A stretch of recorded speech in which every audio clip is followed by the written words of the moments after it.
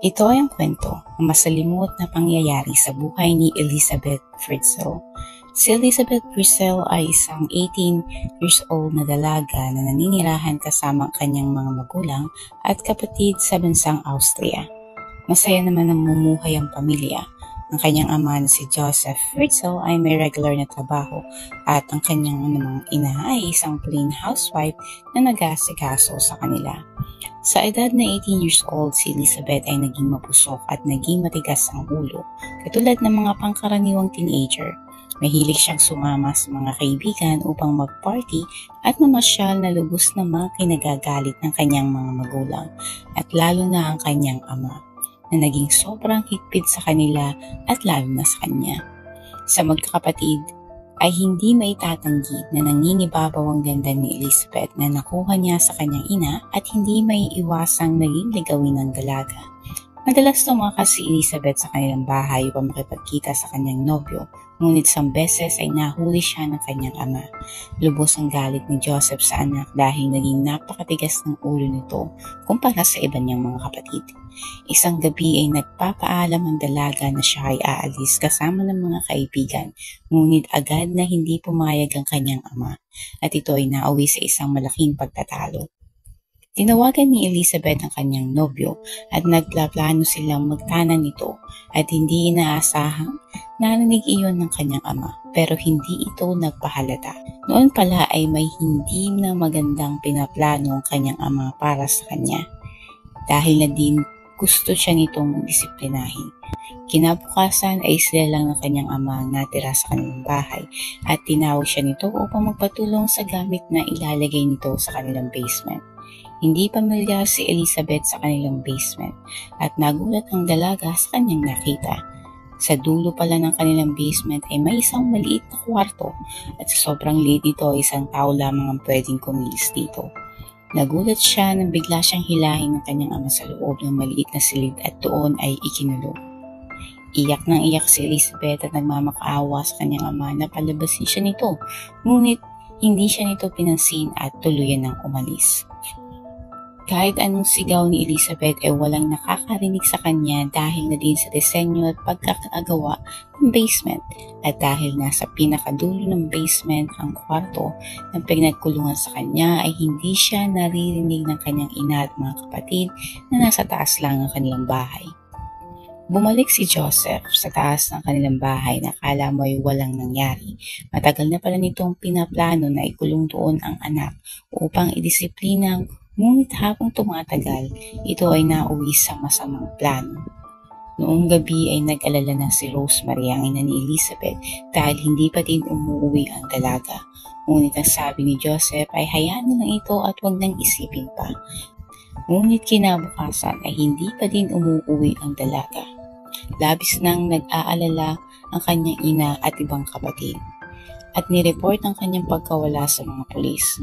Alam ni Rosemary na galit ang kanyang asawa sa kanilang anak ni si Elizabeth dahil sa sobrang katigasan ng ulo nito. Madalas magtalo ang mag-ama dahil naging rebelde ang kanilang anak at hindi naman niya masisisi ang kanyang asawa sa turing nito kay Elizabeth. Ilang araw ay wala pa ding naging balita si Rosemary sa kanyang anak. Kinausap siya ni Joseph at ang sabi nito sa kanya ay baka nagtanan na ito at sumama sa ibang lalaki at hayaan na lang nila ito dahil iyon ang pinili nitong buhay. Ngunit hindi sumuko si Rosemary at kumuha ng pribadong detective upang hanapin ang anak. Ngunit hindi pa din matuntun kung nasaan ang dalaga. Walang kaalam-alam ang pamilya ni Elizabeth na ang dalaga nasa ilalim lang ng kanilang bahay. Walang araw na hindi umiyak si Elizabeth sa loob ng kwarto na pinagdalhan sa kanya ng kanyang ama. Napakaliit ng kwarto at kahit mag-isa siya ay hirap pa din siyang kumilos dito. Meron tong maliit na CR at maliit na higaan. Dinadalan siya ng kanyang ama ng pagkain at iba niyang mga gamit. Matapos nitong dalhin ng pagkain na kanyang pinagkakasya sa isang araw ay aalis na din agad ito. Ngunit isang araw ay pumunta ito doon at amoy alak. Iyon ang unang beses na ginahasa siya ng kanyang sariling ama. Simula noon, kada pupunta ito sa kanyang kwarto ay ginagahasa siya nito. Ngunit walang magawa ang dalaga dahil kahit anong pumiglas niya, ay hindi siya makawala dito. Lumipas ang ilang buwan ay nalaman ni Elizabeth na siya ay buntis at sinabi niya ito sa kanyang ama, ngunit labis itong nagalit sa kanya. Ilang buwan pa ay nanganak si Elizabeth na siya lang mag-isa. Hindi niya akalain na magagawa niya ito, pero desidido siyang mailabas ang bata dahil wala itong kasalanan. Babae ang kanyang naging unang anak. Napalaki ni Elizabeth ang anak sa maliit na kwarto na kinalalagyan. Lumaki na maayos ang bata at naging malapit sa kanilang ama. Ngunit ang bata ay mahina ang pangangatawan at naging sakitin, kaya lubos ang pag-aalaga ni Elizabeth dito. Patuloy pa din ang kanyang ama sa pagkahasa sa kanya at nabuntis muli si Elizabeth. Ngunit ang bata ay sobrang hina. Hindi niya ito kayang alagaan sa loob ng kwarto na iyon. Nakiusap siya kay Joseph na dalihin ang bata sa taas upang malagaan mabuti ng kanyang ina. Dinala ni Joseph ang bata sa taas ng palihim at iniwan sa labas ng kanilang pinto. Nilagyan nila ito ng sulat.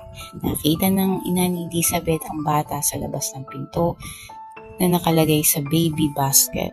At agad niyang tinawag ang kanyang asawa upang ipabasa ang sulat na nakalagay sa basket. Nakasaad doon na yung sulat kamay ni Elizabeth na nakikiusap na alagaan ng kanyang anak dahil hindi niya ito kayang palakihin dahil sa mahina na katawan. Agad pinasok ni Rosemary ang bata sa loob ng bahay at ito ay nalagaan nilang mabuti. At nagalak si Rosemary dahil ibig sabihin ay buhay ang kanyang si Elizabeth at nasa ibang lugar lamang.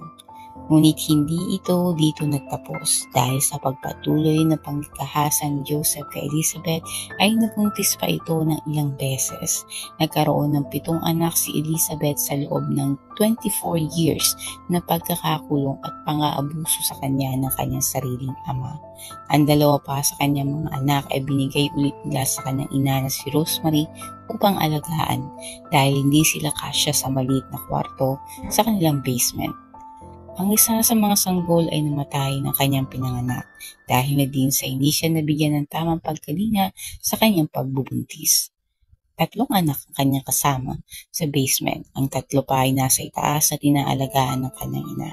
Isang gabi, ang panganay na anak ni Elizabeth ay nagkaroon ng malalang sakit at hindi ito gumagaling dahil na din sa hindi akmaang gamot na iniinom nito.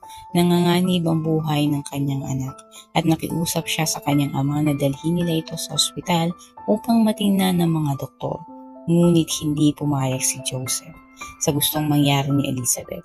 Ngunit naging masigasig si Elizabeth na mapilit ito alang-alang sa kanilang anak. Pumayag si Joseph sa gusto ni Elizabeth, ngunit sa isang kondisyon na hindi siya magsasalita at wala siyang kakausapin na kahit na sino. Sa edad na 42 years old at sa loob ng 24 years ay nakalabas si Rosemary sa malampyernong kwarto at muli niyang nasilayan ang kanilang bahay. Ngunit ang kanyang ina at mga kapatid ay hindi niya nakita, ay marahil ito ay nasa kanilang mga kwarto. Naiiyak si Elizabeth nang maalala ang kanyang pamilya. Miss na niya ang mga ito.